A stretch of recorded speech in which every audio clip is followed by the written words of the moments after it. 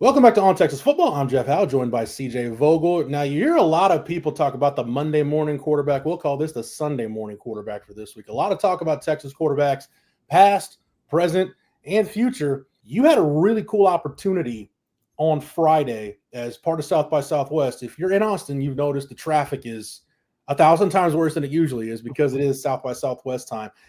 You got to go to, and you were, our guy Rod Babers is a part of the Third and Longhorn family.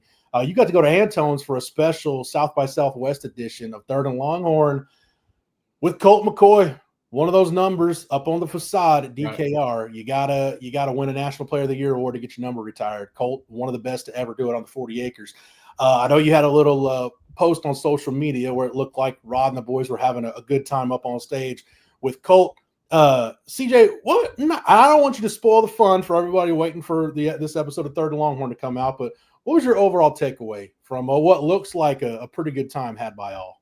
Yeah, first and foremost, shout out to Third and Longhorn, Nick Shuley and the boys. That was an awesome episode that will be coming out soon for Third and Longhorn with Colt. But no, I mean, the big thing for me, Colt's just a chill dude, and I haven't had many interactions with Colt. Obviously, I was pretty young when he was roaming the 40 acres, throwing touchdowns, being a player of the year, as you mentioned, Jeff. But him coming back and just talking about, his expectations versus what are now the expectations for Quinn Ewers when he was at Texas and now in Arch Manning, it's a little different. So I'm excited for, again, go check out Third and Longhorn when this episode releases, because there was a great conversation with, you see the boys up there, Rod Babers up there clapping. It was a great time. But just hearing what Colt talked about in terms of being the quarterback at the University of Texas, it's no secret, Jeff.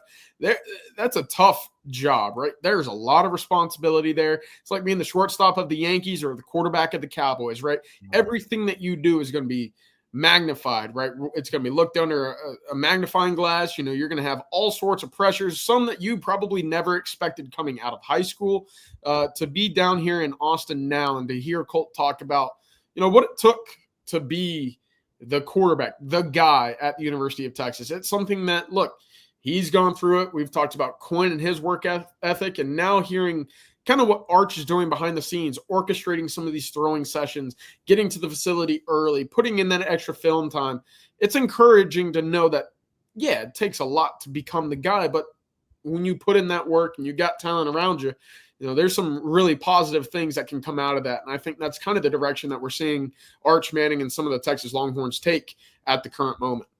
Yeah, I've always admired and respected Colt. I like telling the story. The first time I ever saw Colt compete in anything was the state basketball tournament his senior year at Jim Ned, and just watching him compete on the basketball court. Like, okay, he's not going to go down without a fight. And the great thing about Colt's story, CJ, he was never supposed to be the guy. Right. Ryan Parallew was committed to Texas for forever in that 2005 recruiting class.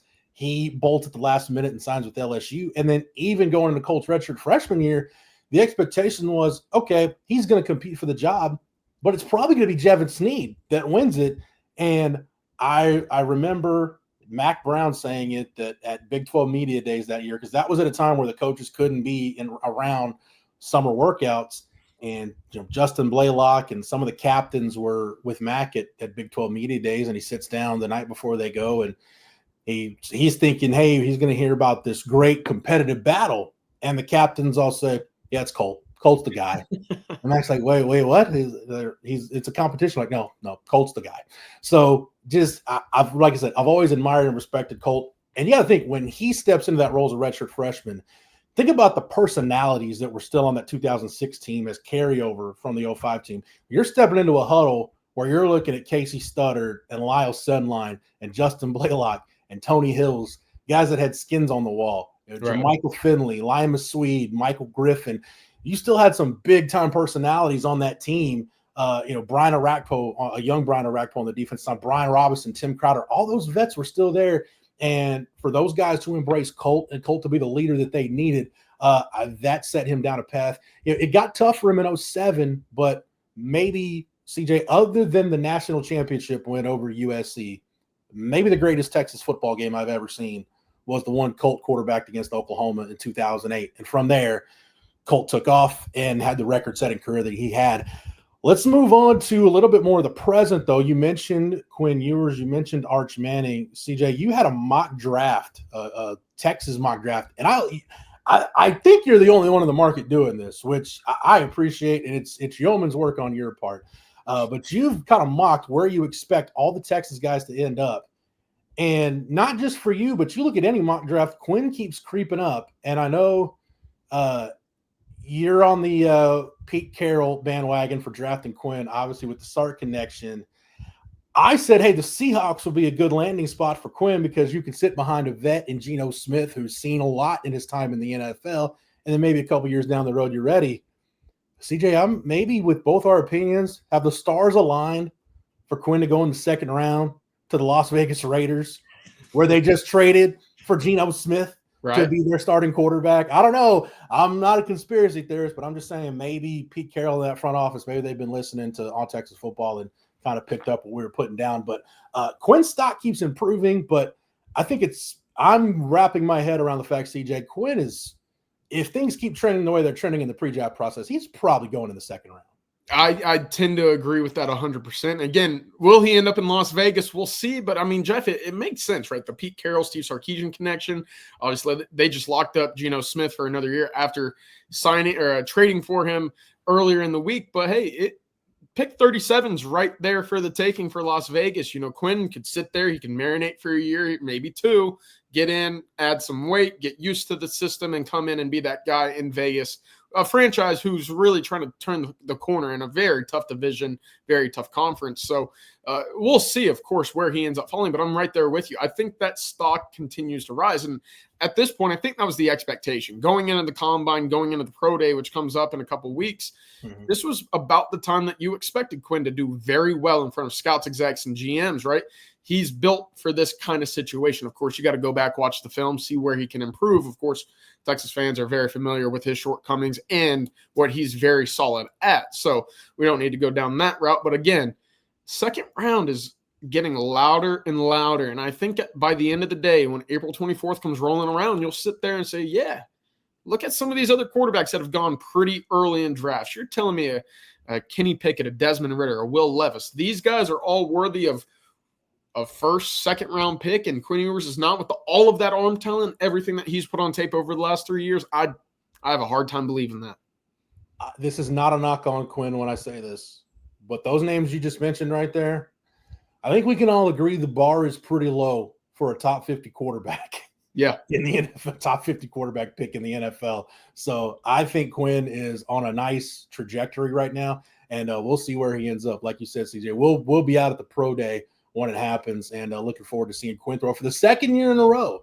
Yes. Quinn was throwing last year, so we'll see what it looks like on his home turf, in an environment he's familiar with the bubble, his own script, his own wide receivers. So should be a really good day for Quinn Ewers, only improving that stock. Let's go to Arch Manning, CJ. And Rod and I talked about this on Football Theory. I wrote about it at ontexasfootball.com.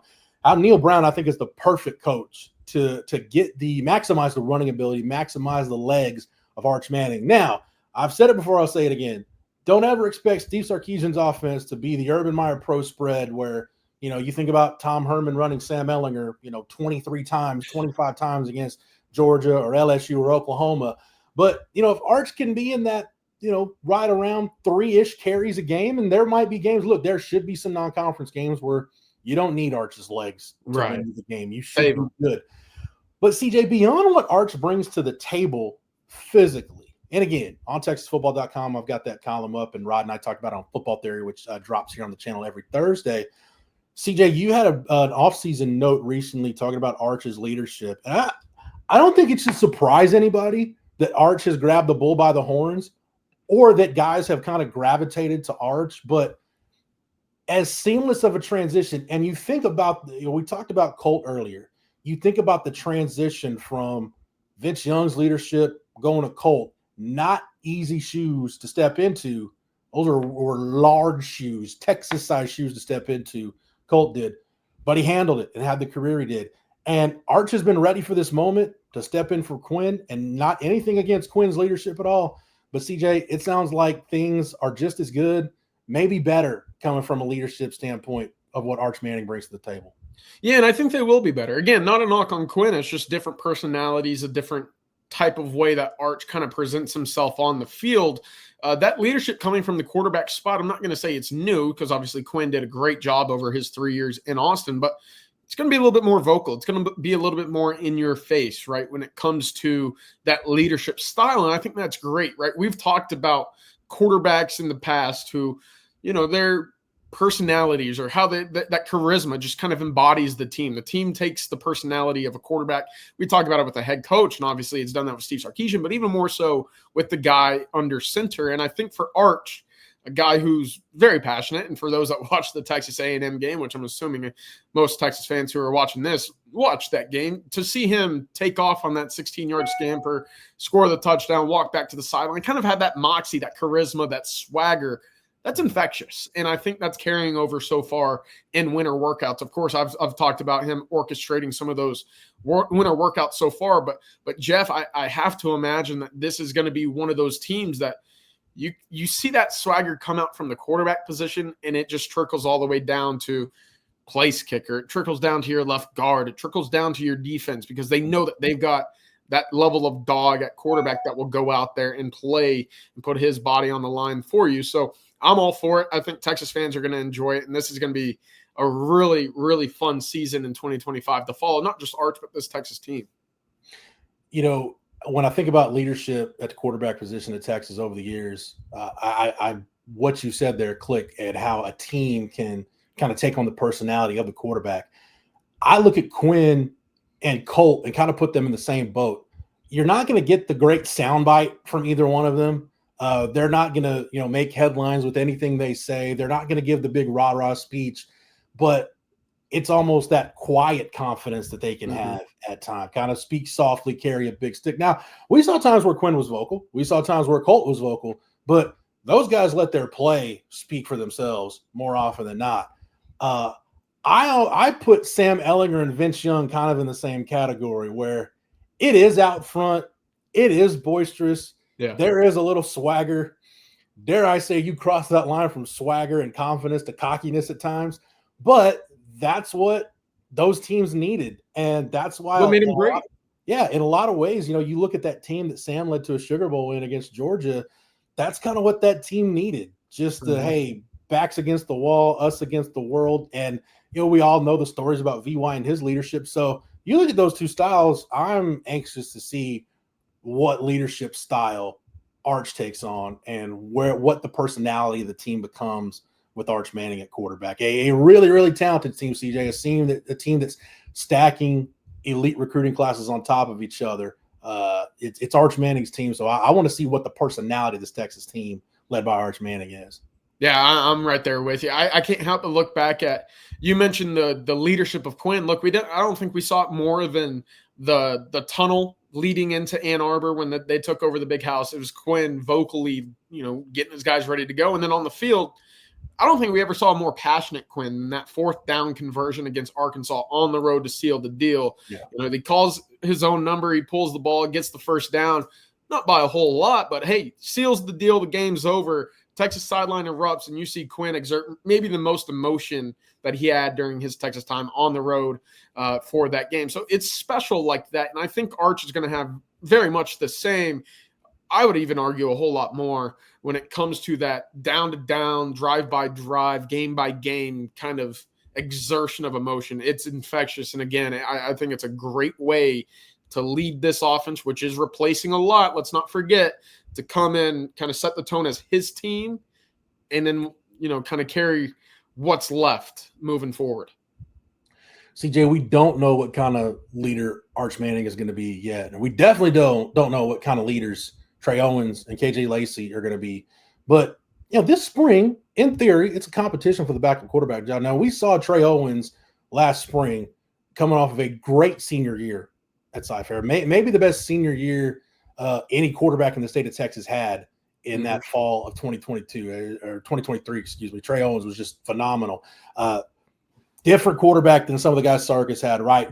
Big body, 6'4", 6'5", going to be upwards of 230, 240 pounds, got a howitzer for an arm. I mean, Trey Owens is as close to your old school kind of drop back, rip it down the field, vertical passing game thrower that you'll find. KJ Lacey, a little bit different. CJ, you've seen more KJ Lacey than a lot of people have. Give us your 30,000-foot view of this quarterback battle, because I was really intrigued and surprised, quite frankly, some of the stuff, whether it was the Alabama-Mississippi All-Star game or some of the postseason stuff. It seemed like the recruiting industry at large really took a liking to KJ Lacey late in the process. I think he was almost out of sight, out of mind, because he committed to Texas so early. And unlike some of the other quarterbacks, we never saw those visits materialize where there was a threat of a flip. So he was kind of out of the headlines. But once the tape got out and people started to see him in the postseason, the reviews on KJ Lacey were, I don't know about you, but for me, more positive than I thought in a good way. Like I was very pleased with KJ Lacey's development as a high school senior. Yeah, I'm a huge fan of KJ Lacey. Again, I think this is a guy we talk about, kind of infectious personalities. That is KJ Lacey to a T. And of course, let's not forget, Jeff, the second most passing yards of any Alabama quarterback in high school history. So that's encouraging as well. This is a basketball kid with the mindset of a point guard that knows how to get the ball where it needs to go, when it needs to go as well. That's a big point. I watched him in the Elite 11 down here in Austin about this time last year. And look, the off-platform, the on-the-move throws, as good as you'll find in high school a year ago as a senior. I'm really excited for him. Again, let's not forget, Steve Sarkisian shared the story of signing day last December where he said, yeah, we wrote down Bryce Young 2.0, and he slid across that little notepad over to AJ Milwee, and they both said, I see it. So there's a lot of high expectations for Lacey. He's pushing, obviously Trey Owens for that second spot. I've heard great things about Lacey so far. And in these throwing sessions, the one thing that jumped out to me is he puts the ball where it needs to go on any point of the field from wherever he's throwing the ball. Again, you talk to Steve Sarkisian about what he likes in his quarterbacks. Got to make every throw on the field. We've seen it with Quinn. We know about that with Arch. Trey Owens showed us that certainly last year in the spring game as well. And to hear that early remark about KJ Lacey, yeah, Sark knows a thing or two about quarterbacks and finding some talent there. I think for Sark, this is that when I think about Trey Owens, I think of that Norv Turner influence comes out in Sark, where you think about some of the guys that Sark is, or that Norv Turner's had. Obviously, you think of Troy Aikman. I think of Kerry Collins when those two, when Kerry Collins was in Oakland with Norv Turner, and even Cam Newton, the big body prototype arm that can rip it down the field in the vertical game, taking deep shots. That's what the Norv Turner offense was all about. It's run, run, run. And then when we're throwing it, we're not throwing 5-yard hitches. We're going deep over the top. That's who Trey Owens is. Trey Owens, and I think from that standpoint, from a passing standpoint, I think a lot of what you're going to see from Arch, I think Trey Owens is going to be able to make a lot of those throws that we'll see, the deeper comebacks, the deep outs, the rainbow crossers, the go routes, maybe even some of those slot fades, whereas Quinn, it was more about precision and rhythm and timing. I think to use a golf term, CJ, on the football field, I think for Arch and for Trey Owens, it's grip it and rip it. I think Sark wants home run balls in the vertical game will be in the offense with Trey Owens and Arch Manning. And we're not even talking about Diabell, who, CJ, I don't know how much clearer he can make it. Any interview he's got, whether it's in print, on video, audio, whatever, hey, Georgia and other schools are coming after Diabell, but he's made it about as clear as he can. He's locked into Texas and locked in. Yeah, 100%. And again, that's just the beauty of Sarkisian's quarterback pursuit, right? It's been a long time since Texas had a very clear line of succession at the quarterback position, and now that they have it, the competition's behind the scenes, Jeff. I mean, it's only going to help this room improve and get better for the future. It's encouraging. They've got this thing figured out, and really, right now, I'm kind of intrigued to see where they go in 2027. I know it's a ways away, but they got things locked in with the Trey Owens and KJ Lacey behind Arch Manning, Diabell in the fold. Now it's all about, okay, how can they continue to build this pipeline? Because they're going after the best in 27. I'll say this last thought about Owens and Lacey both. I'll put them in the same group from this standpoint. AJ Milwee and Sark, and they've both talked about it. And I know everybody in the market has talked about it, so I'm not breaking any news here. The quarterback takes for Texas in 2024 and 2025 had to have something really special about them from a competitive standpoint, knowing who they're following. Mm-hmm. Once Arch Manning committed to Texas, the idea that Dylan Raiola or Julian Sayin or one of these other big-time quarterbacks in 2024 was going to be your guy, that went bye-bye. The same thing with 2025. You weren't going to get one of the elite top national quarterbacks because I don't think anybody was going to be willing to come sit behind Arch for a couple of years. Trey Owens was willing to do that.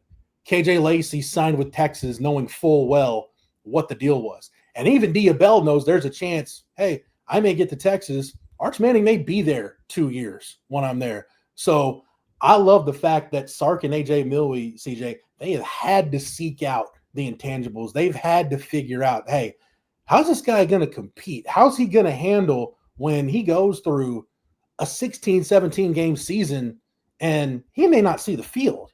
How's he going to react to that?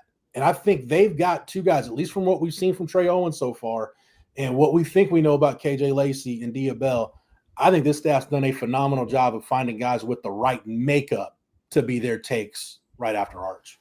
Yeah, of course, that's half the battle. You know, you got to talk about the talent, the arm level on the field itself, but to come to Texas to be the leader in the room, as we mentioned earlier in the video, takes a different level of cat. And I think right now, to your point, Texas certainly has it. You got to have your own boisterous cockiness to an extent, right? You don't have to be loud and show it necessarily, but within yourself. And I think Trey Owens has that.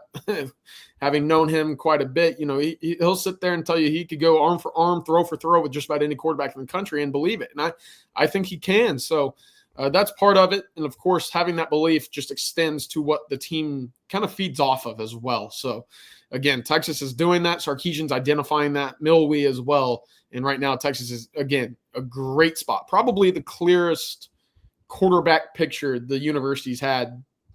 You tell me, Jeff, in a couple decades. Probably, there was a time where under Tom Herman it looked like it, and then we know how that thing ended in 2020. But I would say you got to go back to probably 2002 when you've got Chris Sims as a senior, you've got Chance Mock as the backup, you've got Matt Nordgren, who was an NFL caliber quarterback as a number 3, and you had a very young Vincent Paul Young Jr. sitting there as a young cat out of Houston-Madison, redshirting and waiting his turn. So that was a clear line of succession and one that worked out very much in Texas' favor. I think Burnt Orange faithful are hoping this one works out just like that. Well. The fruit on that tree is just as tasty. All right, you're not going to want to miss any content that we have leading up to football season. We've got spring ball right around the corner. We've got pro days. CJ's covering the draft like nobody else in the Texas market. We've got June. Actually, we'll have a couple of big unofficial visit weekends this spring throughout spring ball. Then June official visits, which CJ and Jerry are getting ready to go hide in the bushes at the airport and do what they do on those visit weekends.